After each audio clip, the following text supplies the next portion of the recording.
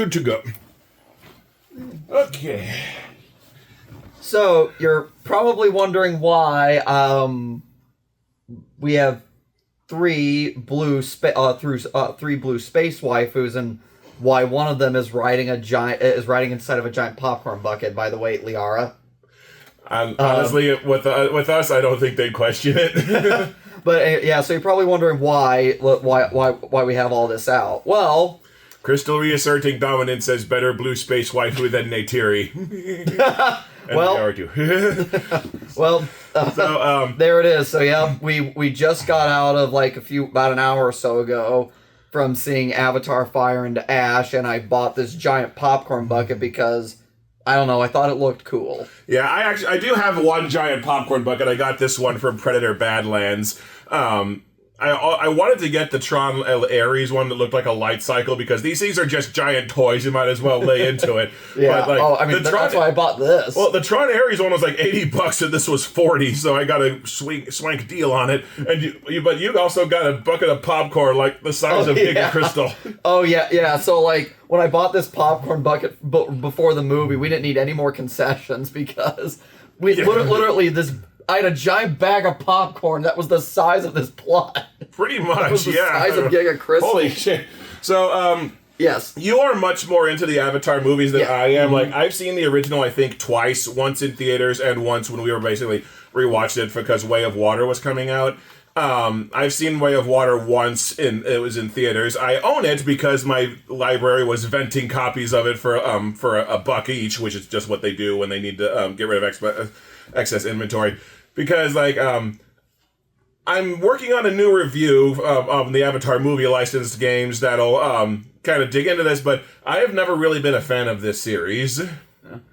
With the first movie, I genuinely love the first movie because, the first movie for me, yes, it has a lot of cliches and it pretty much it pretty much rips off two major popular movies, Kevin Costner's Dances with Wolves, as well as Disney's version, basically Disney's Pocahontas. Well, those are kind of along the same lines anyway. But so that aside, I actually kind of like the characters in the first movie. They at least feel like they have arcs that are, They're played by charming enough actors, and yes, I do mean Sam Worthington, because at least I think in the first movie Sam Worthington's all right. And I don't know, Cameron does a great job of selling big spectacle epics, especially and Avatar was just at least for me, it was this visually imaginative piece of science, visually imaginative world that he had created.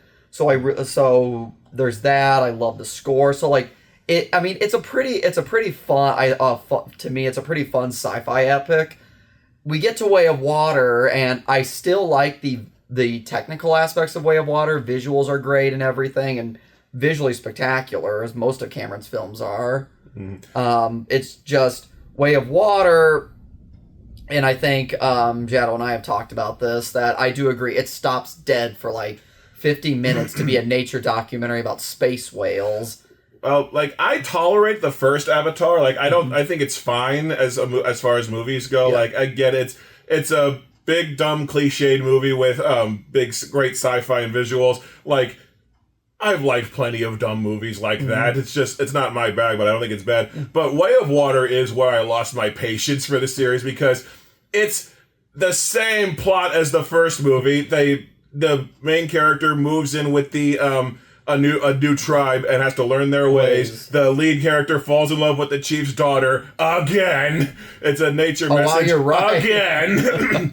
And it's except again, Way of Water, it's they spend so much time telling you about these space whales that it practically stops dead for a documentary. There is no reason that movie needs to be over 3 hours. And now we've got the third movie, Fire and Ash. I wasn't even going to see this until you insisted on dragging me to it. Because I got the one single trailer for this, but I got it multiple times, and every line of dialogue was the most generic thing ever. I was like, this is going to be the first two movies again. My instinct panned out to be mostly dead on. Because you were talking about the really generic dialogue. when Sam Worthington goes like, "You cannot live like this, baby, in hate." Mm-hmm. Oh, and by the way, and we'll get to this later, but I tolerate Sam Worthington's performance in the first movie. Sam Worthington, just his line delivery, especially in this movie, is so stiff. You've got a little something on your lips. Sorry, just like the sides of your face. I didn't notice it until now. Sorry. I can get a Kleenex for it. But go ahead. But like just Sam Worthington was just so stiff and awkward in this movie. It was just felt very stiff in this movie, and that's the nicest I can be. I can be to his performance. Like the only actor in this who really felt like they were trying was Stephen Lang. Yep, you got it now. As Colonel Miles Quaritch from because somehow he's still alive, and I still don't get how they did that in the second movie. Like, just there are times where it feels like he's just improving through the movie, and they just let him go because there ain't shit else going on, so might as well. Oh, I'm trying to think of I'm trying to remember a specific line. Oh God! Oh, I remember the line. The line where it felt like Stephen Lang was just almost like shit. Was almost like making fun of the like what was going on in the script was like, Sam Worthington's character Jake strikes this deal with him to like spare all the others if Jake goes with Quaritch, and Quaritch goes, "You have my word. You want a pinky swear?" Like Stephen Lang had way too much fun with that line. Yeah, he's kind of stopped giving a fuck at this point, and they just roll with it because he's pretty much. I know you have a different idea, but he's pretty much the most memorable character in these movies. But like, although there is a contender to challenge him for that throne in this one. Oh, yes. Basically, like. The movie starts, it's implied to pick up a few weeks after Way of Water, and it's a direct continuation, so if you don't remember what happened in that movie, you're SOL in this one. Because they do not explain shit. Basically, at the end of the last movie, Jake and Neytiri have 4 kids plus 1 adopted one. The good son died at the end of the first one. I mean, at the end of the second one, and they're all still mourning it in this one. Mm-hmm. And at first, I was kind of interested because it looked like they were actually going to have some real character development. Because like the remaining kid, who's kind of the new lead character, only not. Is mourning the loss of his brother, and he's he's our omniscient narrator. Yeah, this movie has weird omniscient narration. I know there was some narration in the first one, but here it feels like they had to explain shit that they just didn't have time to film or that got cut to try and move things along. It's the same mechanic they use in Doolittle, and we know how much a disaster that was to film. And I haven't even seen it. I know it's a disaster. And then there's Neytiri, who's like really taking the loss hard. Her and Jake are kind of getting estranged, and she's going on about how she's got nothing in this place because they're still in the water village. She's away from her doesn't have her people father's bow anymore. Yeah, and basically lost about everything. I was like, oh, this is a really intriguing character setup. There's actually giving them dimension. Where's this gonna go? Nowhere. Well, it goes somewhere at first where James Cameron basically fridges Neytiri for a good chunk of the movie. Like, I don't think she's out for that long of it, true. but they basically play like she's dead. I know, and I'm like, and by the way, I've seen this twice now. First time I was actually asleep for 40% of it because it's not because the movie was boring. It's because I saw it at 10:45 at night, and I was, last time I ever see a movie that late. But oh crap, where was I going? I made that mistake with Iron Man 3 in college. It was the night before a test, and I couldn't sleep because my brain was too active after the movie. So, like, we both learned our lesson about late night movies, except we just learned it different ways. Sorry, now I just lost my track. Where were we going with Neytiri? They tried. Yeah, I remember when I first saw it. And we see what. By the way, spoilers. Well, yes, spoilers for this. Yeah, that's just how we do these. But Neytiri gets shot during the film's first major action scene with the and it involves this film's Ash Clan, and they frame it like she's going to die, and I knew immediately in the theater, like, there is no way this is gonna stick. See, I wonder if you slept through the parts where it shows her going back to the village the first time. Because no. She's back in the story pretty quickly. I do remember that. Okay. But yeah, they play like she's dead. It's like, she's not freaking dead. But like, as far as, I feel like this movie barely ever has a story. It has like a series of subplots. And the way it starts is basically, one of the kids that Jake and Neytiri have is this kid Spider, who is Quaritch's son, and he's a human and he needs a mask to breathe. But all of a sudden, and this wasn't the case in the last two films, the masks are really shitty and have a limited battery. And he almost dies in his sleep. So then they're like, "We're gonna ship you off to the Sky People because of or I'm not the Sky People. I think weren't they shipping them back to the regular? They were shipping him back to the Sky People, but where the Sky People are, they had some human facilities that he could stay in and breathe. Oh, right. I completely forgot about that from the second one because I was like, how the fuck is that going to help him? And the thing that confuses me is, well, Sky People feels like it means two different things in Avatar because it's what they call the humans, but it's also like the tribe of people from the first movie that our main characters are part of are like their element is wind. They are the sky like Sky People. They fly everywhere. So that wraps up one plot hole that I thought. But like so basically, they all decide to go back to their original home. Pretty much just and in this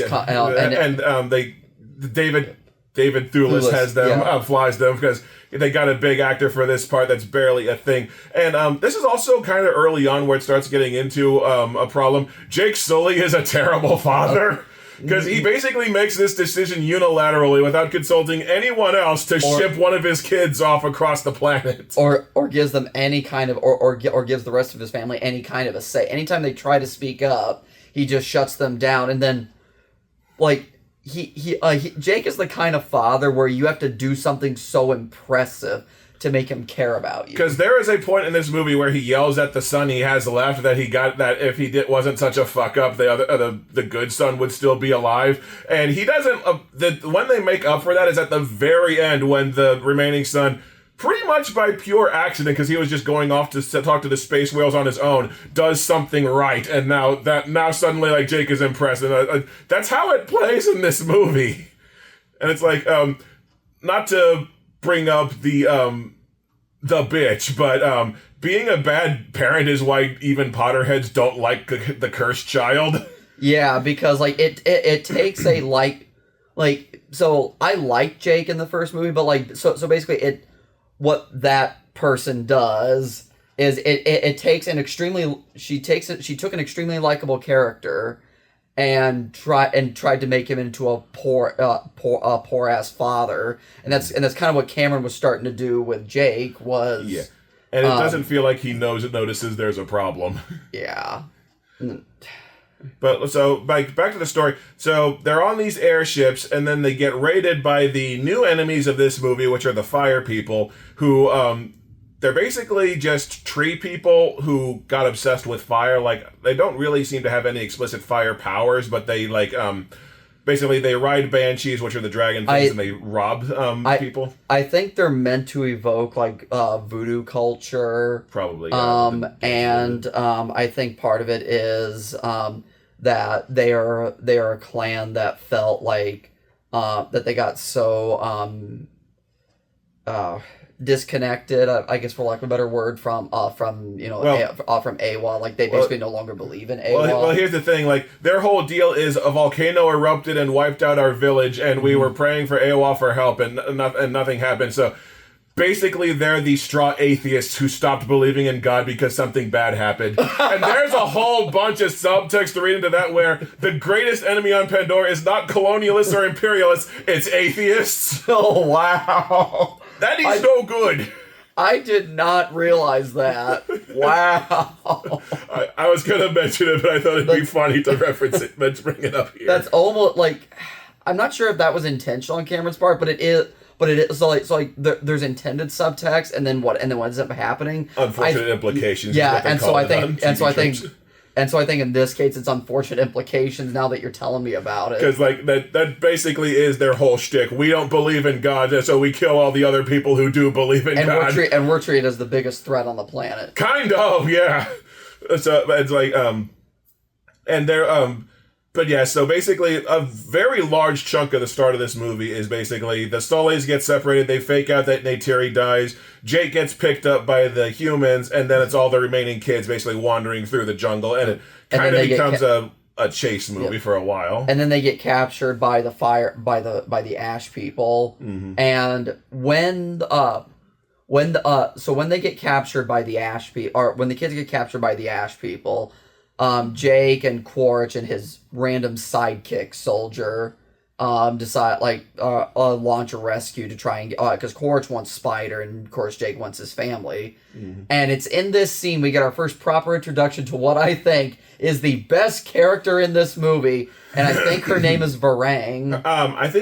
I thought I saw it on like your wallpaper where her name was written. I thought it was like Varan. Oh, Varan. Which is the name of a Godzilla. I don't think it's a monster that ever showed up in a Godzilla movie, but it is another Toho monster. It's in Godzilla Unleashed. Yeah, so we get one of the best character, the best new character in this movie, Varan. She is like the she's the leader of the fire people. She's the leader of the fire people, and she has total Dommy Mommy vibes.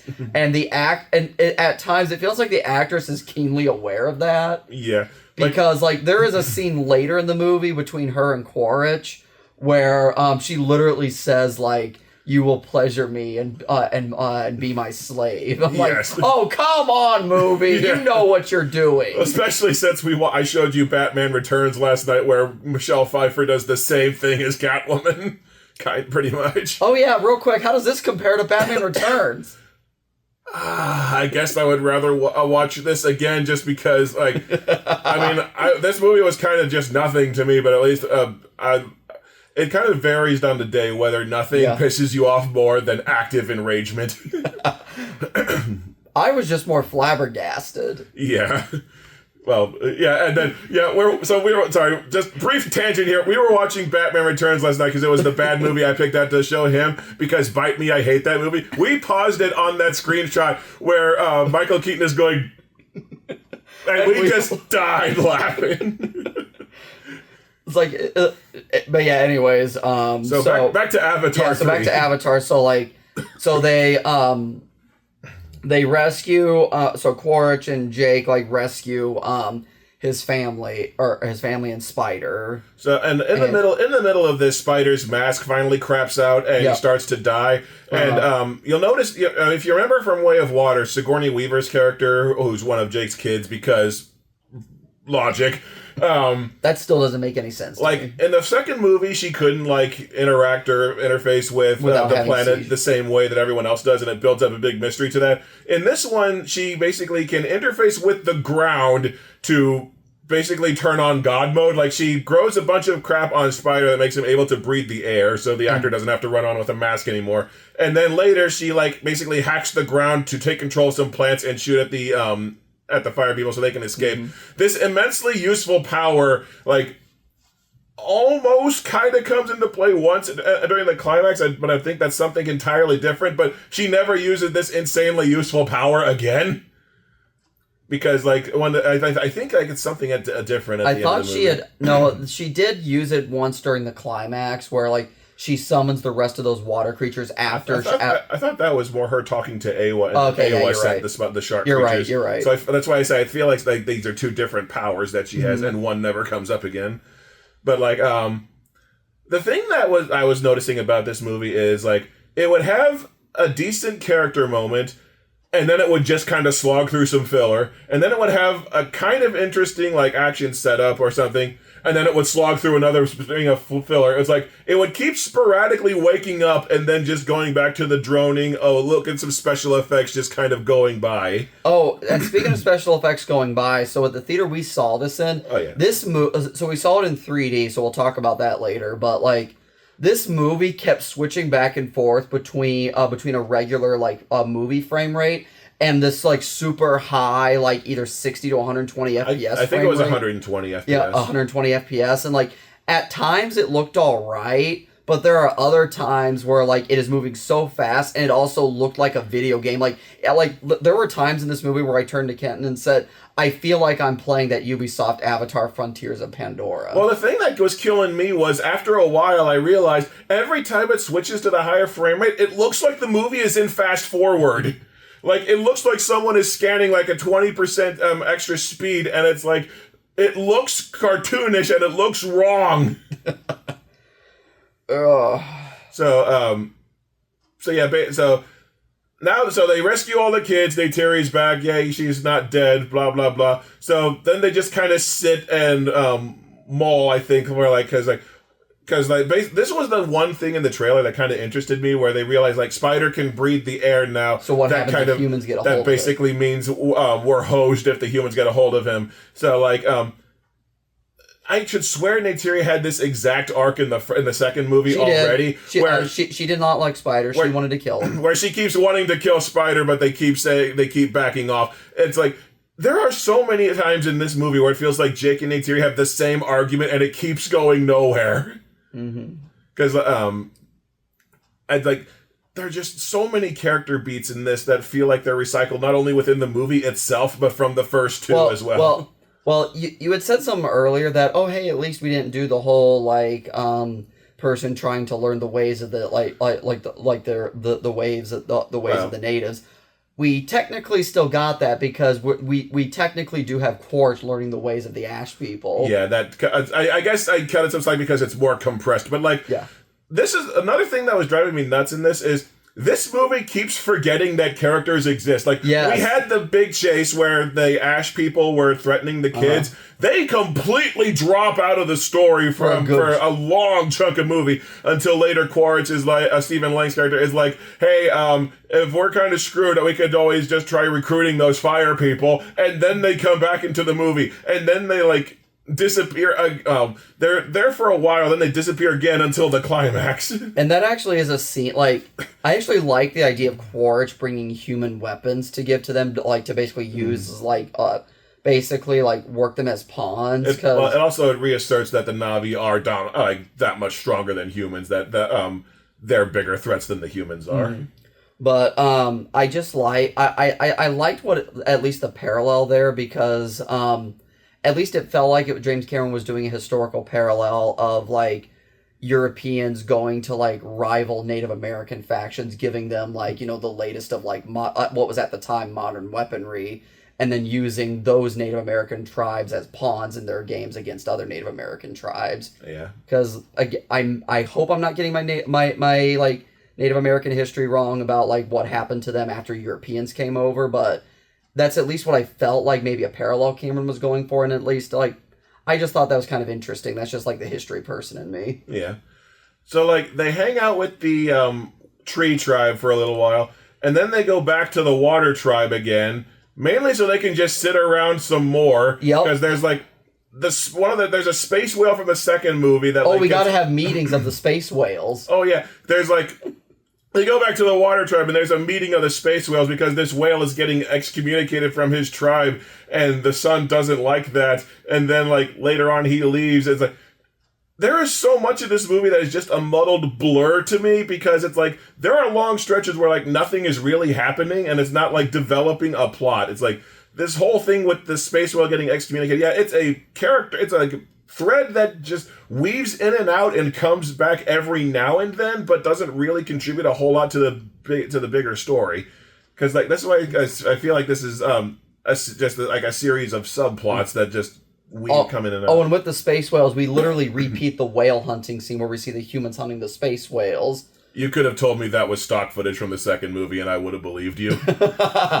I swear there were times where I felt like I was watching stock footage because, like, there were a couple shots of like Neytiri like scowling at the camera and holding her bow, and I swear I thought I was looking at like stock footage of the first and second movie. See, like that's the problem is like these movies repeat themselves so much. You could tell me that they did that, and I'd believe you without questioning it. Because like the third, so I actually enjoy the story or at least the characters a little more in Fire and Ash than I did in Way of Water because Fire and Ash at least feel like there's a semi-consistent thing they're working towards, whereas like it just kind of like what you said in Way of Water. Once they get to the water village, they just sit on ass for the next like 70% of the movie. Yeah, like Way of Water really had a problem where they go here and then they basically just wait there for the climax to kick in for the rest of the movie. This one it's moving. I don't know if it's going anywhere, but it at least stays moving to where you don't notice that the pacing or the story have dropped out of the sky dead. But yeah, so So we talked about so we were at They went back to the water village. went back to the water village. Stephen Lang brought weapons to the fire people. So like the fire people go around terrorizing Navi and killing them because they want to know where Jake and Spider are. There's a scene that where Jake's son after Jake yells at him because he's a shitty dad, where he like goes with a gun to try and off himself, and like he decides against it. And then his family members come around, like Sigourney Weaver's character and the others like come around. His girlfriend, his girlfriend, and they like basically try to say like he's still got a light in him. He's still got like the heart of a warrior, and I at least appreciated that scene, not because it's necessarily doing anything revolutionary, but at least it's a live action Hollywood movie that's not being shitty about issues on mental health, and not just telling people with mental health issues to go off themselves. Yeah, but at the same time, like, that's another plot thread that kind of goes nowhere because like they stop him from doing it, but then the next time we see him, he's going to find the excommunicated space whale and that takes him out of the movie until it's time to gear up for the climax because like it's like they couldn't decide which character arc he should have, or I don't even know if character arc is the right word for it because like that's really the last time that his until maybe the very end that his mental health or anything or his guilt is really touched upon. I felt like at times throughout the movie you could tell that his guilt was still weighing on him because that's why he wasn't listening to orders, because like he felt like because he couldn't protect his brother, he always has to be at the center, like doing every single possible thing to protect the people in his family. But at the same time, the first thing he says in the movie is that his brother died because he was doing that. Oh, well, okay, that's true. That's true. I don't get what I don't get what the script was trying to do with that character, I guess I'd say. But but yeah, so like so Jake's son like decides not to off himself. Yeah. And then like basically, everyone just kind of fucks around doing not much of anything until Quaritch comes to the village with the fire people and says, "We want Jake Sully, or else we'll destroy all of you." And that's where we get the line where Quaritch, where Jake gives himself up and is like, "I promise, you want a pinky swear?" Yes, and then it's like, so they can take him to a human city where he gets locked up, which this creates a big-ass continuity problem with the second one because like this is implied to only take weeks after. And it's like there was barely a human settlement on Pandora in the second one. Here, they have Mega City 1 set up on Pandora in this movie. Like, humans in StarCraft with cheat codes don't build that fucking fast. Yeah, so and then we'll circle back to this towards the end, but like this also creates a plot hole because if this is supposed to be a finale. Well, I think we can talk about James Cameron's attitude or lack thereof. Okay, so James Cameron has dropped like hint after hint after hint that like maybe he's just a wee bit tired of these movies himself. He was talking in several interviews like he was talking like he thought the movie was going to bomb. And he recently said that if they don't make the third or fourth or fifth ones, he's going to call a press conference and explain the plot. Like, explain what the storyboards were for that. So, like, between that and this largely functioning as a finale, he's fucking done with these movies. Like, well, Cameron has already talked about it. I actually want to go back and direct a Terminator movie again. Yeah, he wants to go back to Terminator. He's sick of Avatar. Like, it reminds me of George Lucas was originally going to direct like 6 Star Wars movies in a row, but by the time Return of the Jedi got into production, not only was it taking a toll on his personal life, he was just getting sick of the series. So that's why like Luke's searching for his actual sister was supposed to be the plot of the second trilogy, and they just pulled out the Leia reveal to cut that off and also, the Emperor was supposed to be the villain of the second trilogy, while Darth Vader was the villain of the first one. They just compressed that all into one movie because he was done until he needed like another decade or two to recharge before he went before he went for the prequels. And somehow that managed to tie up just about every loose end that was needed. Yeah. Whereas Avatar: Fire and Ash leaves one gigantic loose end. Well, 2 because the Fire Lady gets away. Oh yeah, that's true. Yeah. So there's 2 giant loose ends. So yeah, there's like. Yeah, we wrapped it up the plot, except for Mega City 1 being on the planet. And then, and honestly, not much else happens until, like, the big, which frankly, pretty epic climax happens. And Neytiri finally gets to fucking do something for the first time since the first movie, where she sneaks in, breaks into the city, the human city. And this was freaking weird to me. They introduce a new human character, like 2 hours into the movie, who just comes out of nowhere, decides he likes Jake, frees him from prison, and then vanishes. It's like, is there any reason why Spider couldn't have driven the bulldozer? All right, because they needed someone to tell him that the humans are hunting the space whales. Because while Jake is in the prison in the human city, they have humans talking about how we're going to hunt this huge thing of space whales. And I'm like, that's the plot of the second movie! So this movie is effectively a retread of various plot points of the first and second film. The entire climax is the humans have another big-ass boat that launches smaller boats, and the sea people have to fight them, just spliced in with a little bit of dragon flying stuff. They From the climax of the first film. The climax of this is 90%, is almost entirely just Way of Water again, remixed with a little bit of the first movie. It's like, even fans of this series have to see by this point, they're just reheating the same shit to you. And honestly, I will admit to that it is a repeat. I still had fun with it because there was an energy to it, and maybe it was because they were repeating the score from the climax of the first film. But it does have good music. Yeah. There was at least an energy to the entire like roughly 40-minute climax. Yeah, because you have your watch out that the climax takes up 40 minutes. Like the scene where Neytiri is like flying through the human city and getting into fights. That was the part where I went, okay, I'll give it to you. That was freaking cool. Yeah, that was the most fun I had in this movie. Yeah, because she was flying around taking like grenade or like basically explosive tipped arrows, kind of like Rambo style, and just starts blowing the crap out of like Mega City 1. Yeah, that part was cool. No, I had a great, and of course it was in that scene we get our one F-bomb. Yeah, and honestly, and this was a scene I happened to be awake for when I first saw it, but like even back then, I was starting to think of what you said in your X-Men Dark Phoenix review.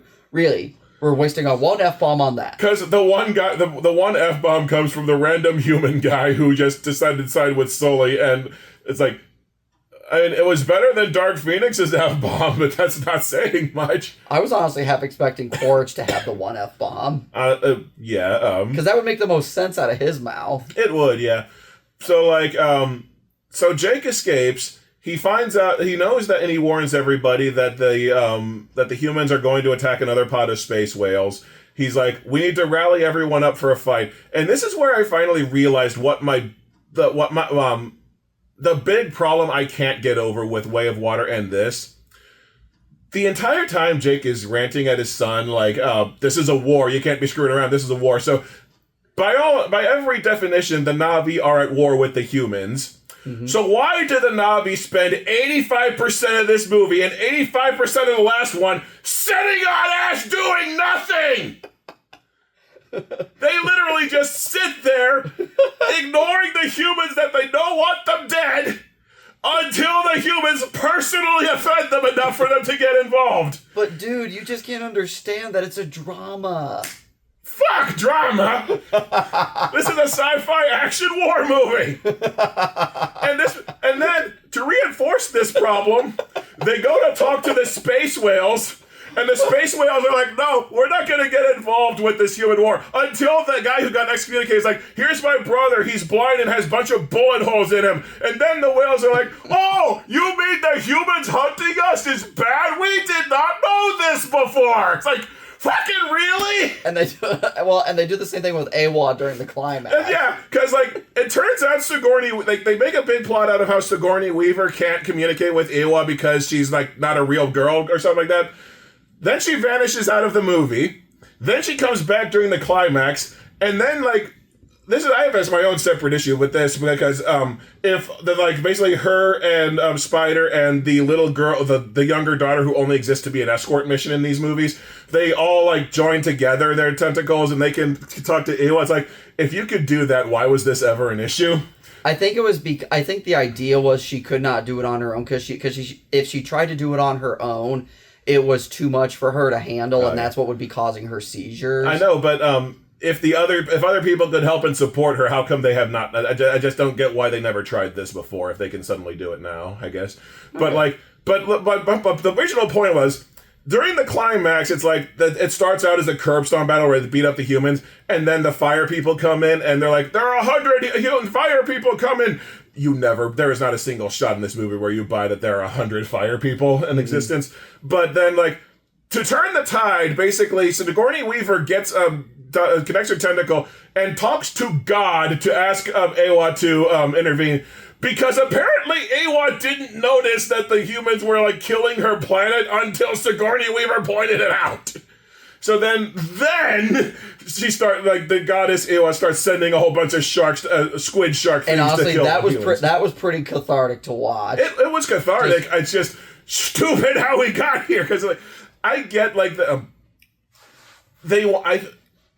this is a theme from the video game where the Na'vi aren't supposed to like fight in revenge or anything, or they don't want them to be violent, but the universe of Avatar does not have enough nuance or moral complexity for that level of nuance, where it's like, humans are bad, make them go away, they will murder you on sight. And they're the colonizers trying to literally raid and pillage your planet. Yeah. You try that, like, it plays out like the Na'vi are content to just let the humans sit in their corner of the island as long as they don't like directly come over and fuck with them too directly. You try that shit in Spirit Island and you're gonna lose fast.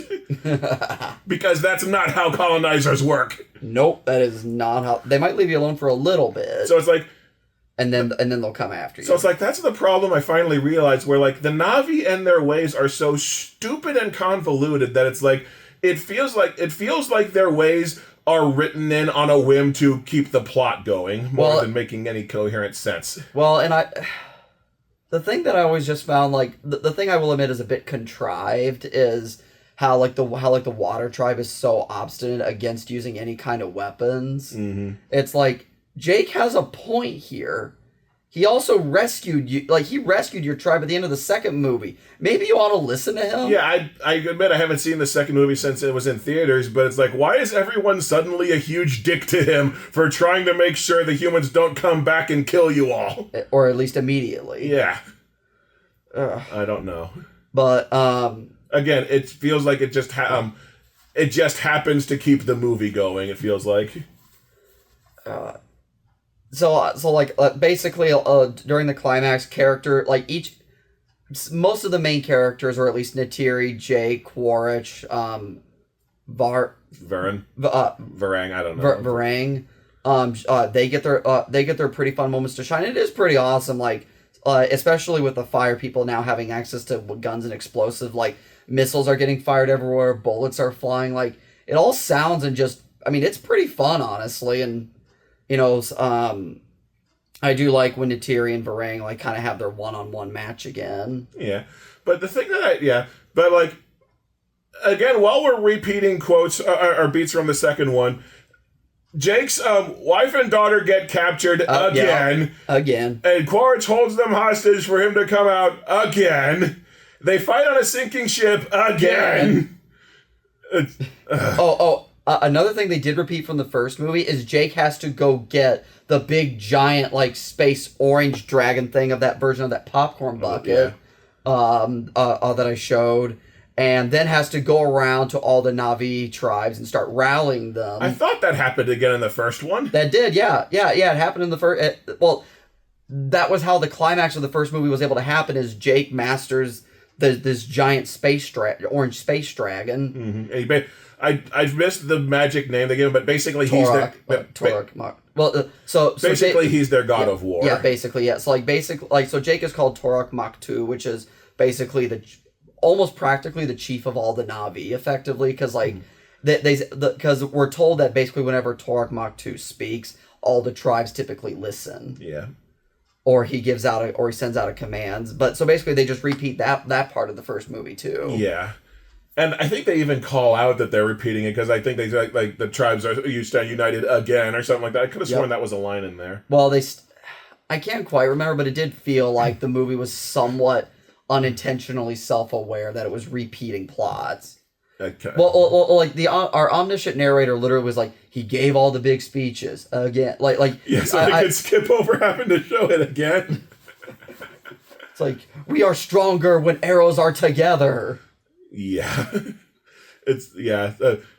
And again, the omniscient narrator that feels like they only added in at the last second so they can skip over having to film a few things or add some deleted scenes. So we're in the climax. Varang gets scared off, so that was something I don't get. Like, oh yeah, Varang, one of her character deals is if she connects her tentacle to another Navi's tentacle, like it can basically makes them submit. Take the Dommy Mommy reference there. Yes. And like Quarsh is the only one who can kind of withstand it. But then Sigourney Weaver connects hers to Varang's and it scares off Varang. It's like, when the fuck could she do that? The other thing I'm also curious about is what was that thing she was doing of like making cuts on people's chest and then like that and then there's the eye symbol on her hand, and what was the whole deal with that hallucinogenic drug that she was also giving that she literally made people snort through their nose like it's crack? I don't know. The cut on the chest, I think, is because she references eating people's hearts several times.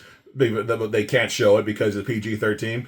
But yeah, when Quaritch goes to see her, she basically Indiana Jones in the Temple of Doom says hi. She blows drugs up his nose so that he completely trips out. It looks like a video game cutscene, just like half of this fucking movie. I don't know what the deal was with that either. Yeah, so I didn't get that, and then I just didn't get the whole like eye symbol on her hand. Like she was like, I must see your soul." Yeah, I don't know what the deal was with that either. But, I just assume it's just like more tribal references, probably. But the big problem with and as much as I like the character Varang, it's like you say, she drops in and out of the movie. Everyone is like and for this movie called Avatar: Fire and Ash, the Ash people outside of like two major sequences are not that relevant to the story. It's like they menace the heroes early on, they get guns and basically help the humans for a bit, and then they briefly turn the tide in the humans' favor in the climax, but like the humans are the central threat the whole time. Like they barely feel in focus.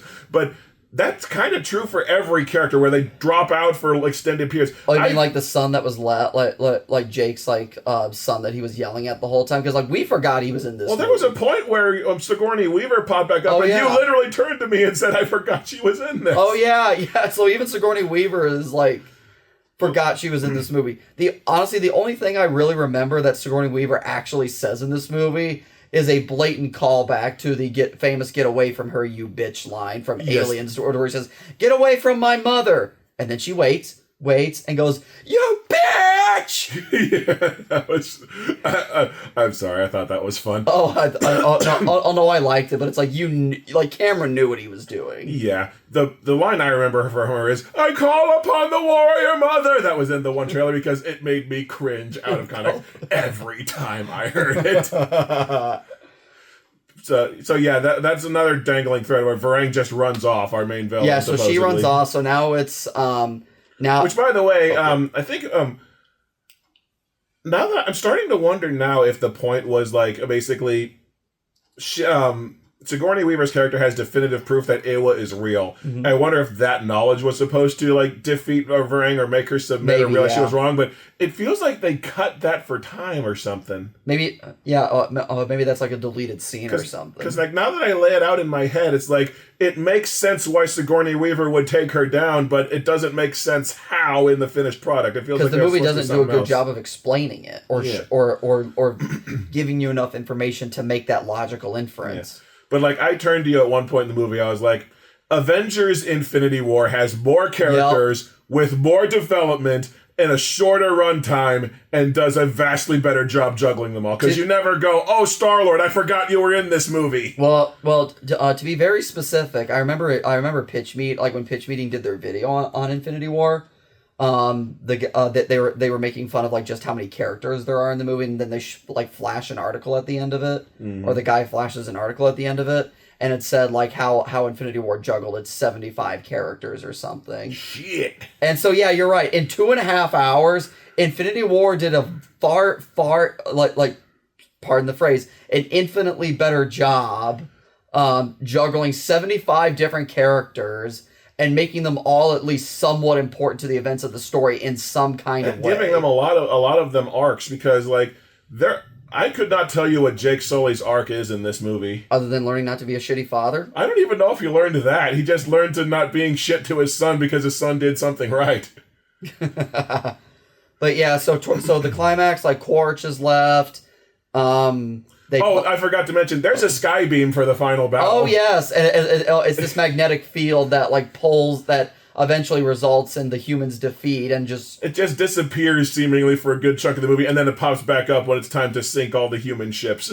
Yep. And then it's like Jake and Quaritch are fighting in the floating rocks. It is so freaking obvious that, and I got this right from the second one, that Cameron really wants like Quaritch versus Jake Sully to be this iconic cinematic rivalry, and it's just not going to happen. It's not. Like, even I'll admit that like, Stephen Lang is the one carrying that. But, like, it feels like for the second or third time in this movie, they stopped fighting because Spider is there. Yep, like, Spider has to be the one to get them to stop fighting, and then Spider shoots Quaritch in the arm. Jake manages to pull Quaritch up from falling to his death. And that is where I thought the movie was going to maybe kind of do something interesting with Quaritch's arc. Like, maybe he actually will learn to calm down even just a bit. Mm-hmm. And then Quaritch is like, nope, bye.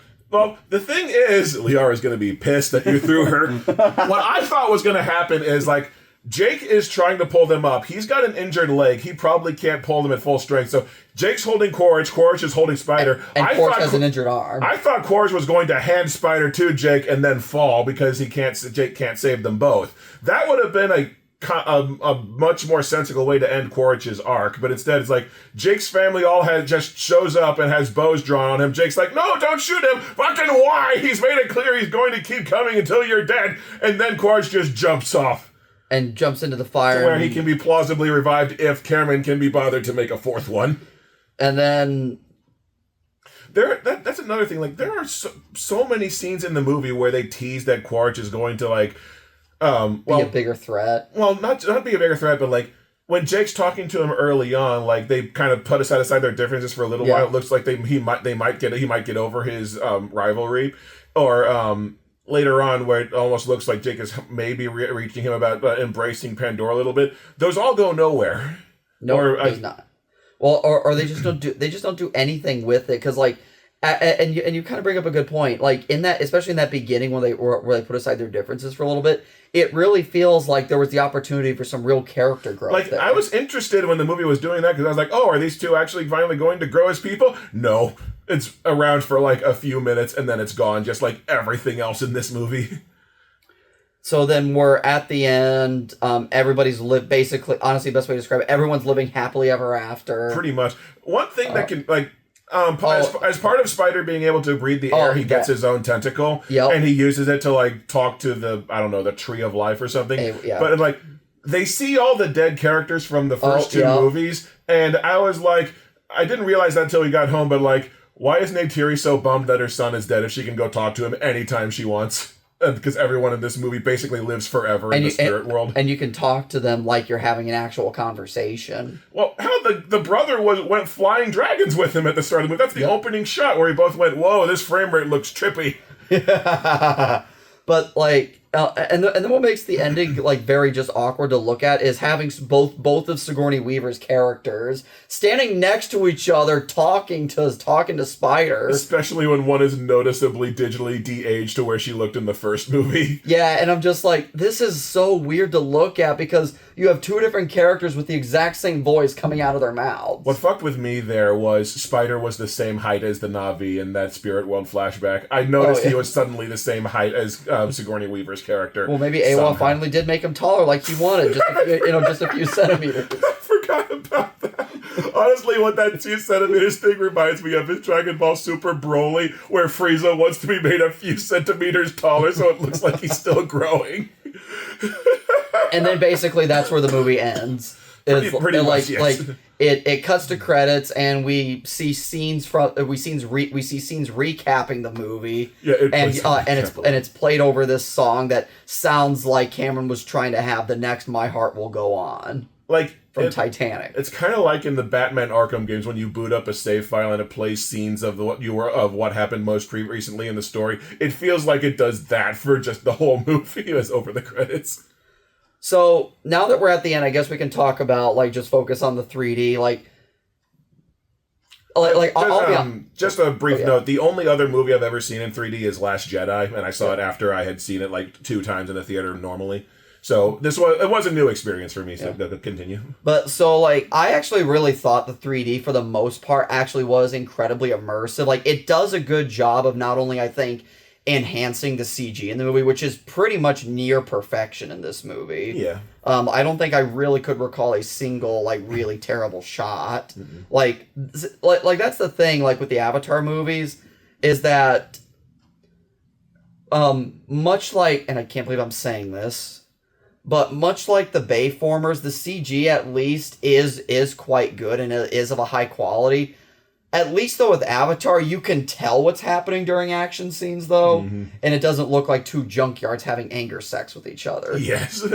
Like, my impression on the 3D was anytime there was like stuff floating through the air, like leaves or ash or embers, that looked really cool. When the no-name dude who's there for some reason climbs into the cockpit of the bulldozer and there's like 5 displays around, that looked really cool. I think Avatar lends itself to 3D because when I watched Last Jedi, I noticed like if anytime it was human characters, it was just paper cutouts. But if it was actually CG, something like a Star Destroyer or one of the Gorilla Walkers, that looked freaking awesome. But like my thing was with and anything involving the water looked really cool. Yeah, anything involving the water because it really did look like the water was coming out of the screen. Sometimes it looked like a creature was was kind of coming towards you, and honestly, it just adds. I felt like the 3D largely added a lot of depth to the images, so it made the movie feel. So it just made the movie look bigger, and I do feel that is kind of that is something important to note for a story like. If Avatar is trying to tell this big epic story in 3D,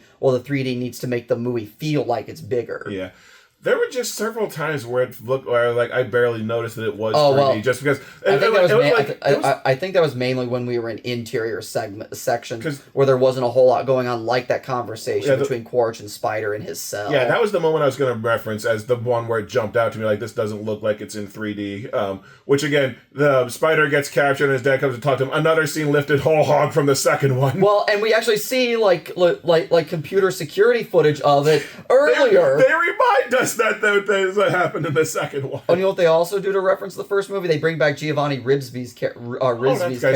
That guy's. I just know him as Phoebe's brother from Friends. But yeah, so they bring him back, like his jerk character from the first movie, and of course he's only interested in money. There's not really much to do there. I completely forgot he wasn't in the second one. And another thing they reference from they redo from technically both the first and second film is they're hunting the whales for this material that'll make them rich because of some vague reason. First it was unobtainium, and then I think now it's called like Emrita or something. I think it was like an anti-aging drug or something like that, but yep. I was digging, I briefly played the Avatar 360 game and I read through some of the glossary. Unobtainium is important because it basically powers all the shit on Earth. This anti-aging stuff should, by the movie's own lore, be like half as good, but somehow it's the opposite. So I don't know. I don't remember exactly what it is. It's just another thing the movie's redoing. Yeah. So I'm a little surprised there wasn't a yet third magic super substance they were after in this one. Oh, that would have been hilarious, just like in the Bayformers film, how every movie has a different plot MacGuffin. Just kind of going just real quick backtracking to your point about Infinity War. Infinity War had 75 different characters to juggle. It had, this big threat from Thanos gathering the Infinity Stones.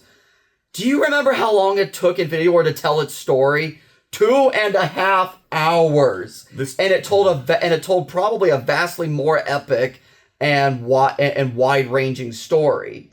Because going back to Batman Returns, for so much of this movie, I was like, I can't tell you what the central conflict here is. Other than humans generally bad, Na'vi generally don't like them. Honestly, I kind of agree with you. There is no reason that Fire and Ash could not have been like at 3 hours even, if not less, because 3 hours even, you'll only have to cut 15 minutes. I could do that easy. Yeah, but the first Avatar movie was only minus the 2 different extended cuts that extended by 15 minutes.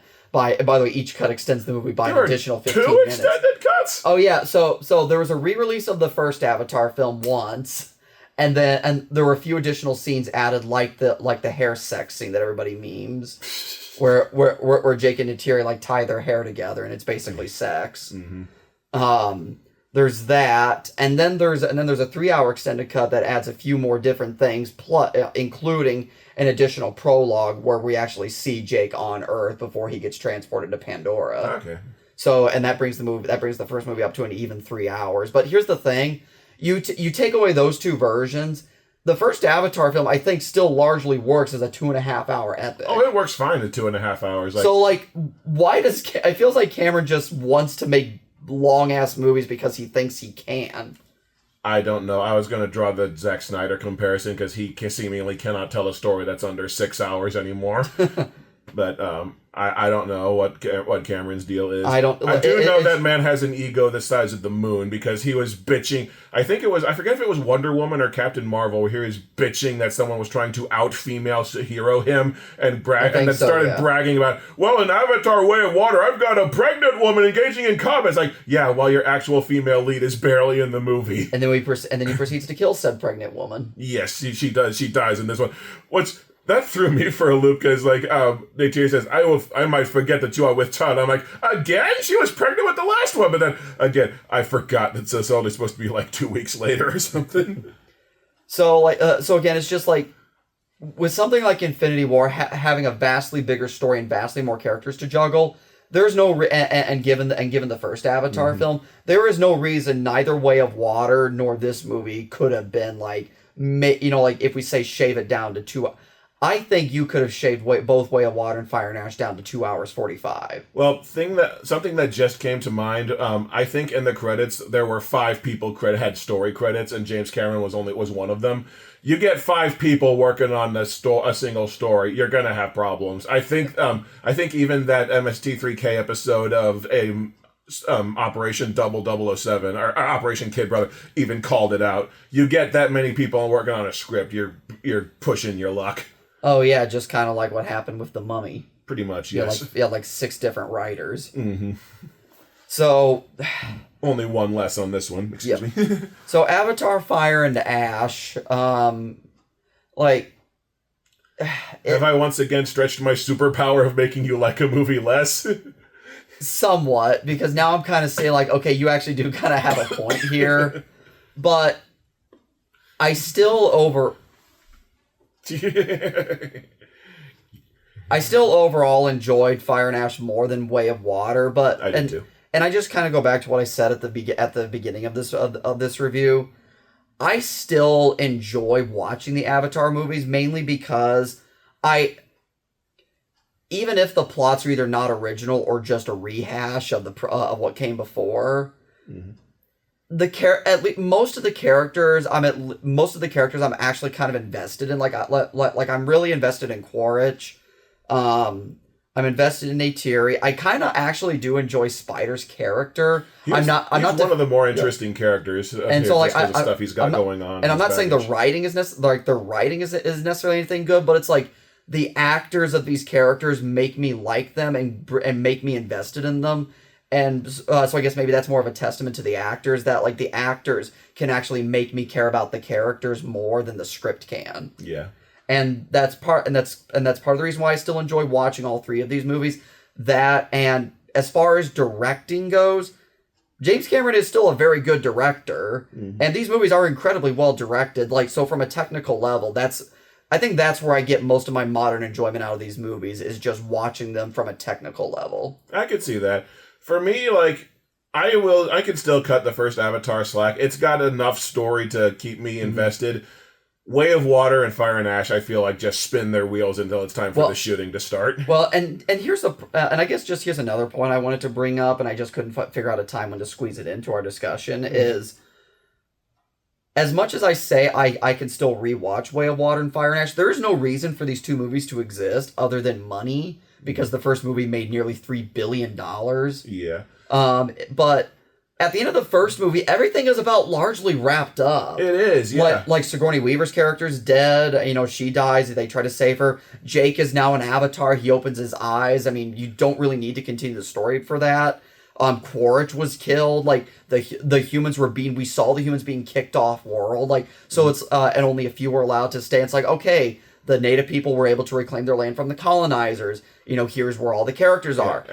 Just about everything was wrapped up. There is no reason why Avatar needs all these sequels. Like this really could have been like a big standalone like near $3 billion epic. Yeah, that's what you said before we were getting into this. Was you said like Avatar with the same thing what people say of the Matrix movies. This could have just been one movie. Yeah, the Matrix sequels did not really need to happen because at the end of the first Matrix movie, just about everything was wrapped up. Pretty much. Like, it had to kind of end the adventure continues thing, but that's kind of all you need as far as, like, closure, really. Yeah, just letting us know that, hey, these characters aren't just going to sit on their ass for the rest of their life. Yeah, but, like, you can kind of just fill in the gaps from there. That stuff's going to happen. But as far as these movies making money, I think it seriously feels like Avatar only makes money in theaters because I told you, I go through a Walmart Supercenter to buy toys for Tots every year. I have never seen any Avatar merch whatsoever, and I've only seen like one Hallmark Christmas ornament of a Banshee like last year.